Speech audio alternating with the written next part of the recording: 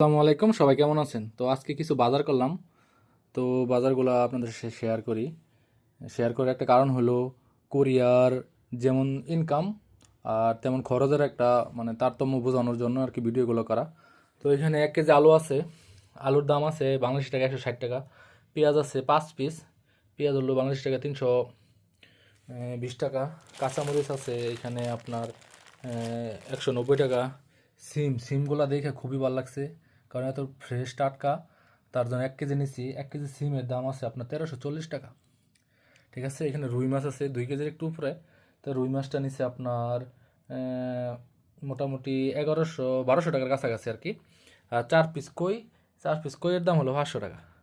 আর এখানে চিংড়ি আছে 2 কেজি। তো 2 কেজি চিংড়ির দাম আছে আপনার 2500 টাকা। ঠিক আছে, তো এই হলো খরচ। এখানে টোটাল 6200 টাকার বাজার। ঠিক আছে, যেমন ইনকাম তেমন খরচ, জাস্ট এইটুকু বোঝানোর জন্য ভিডিওগুলো করা।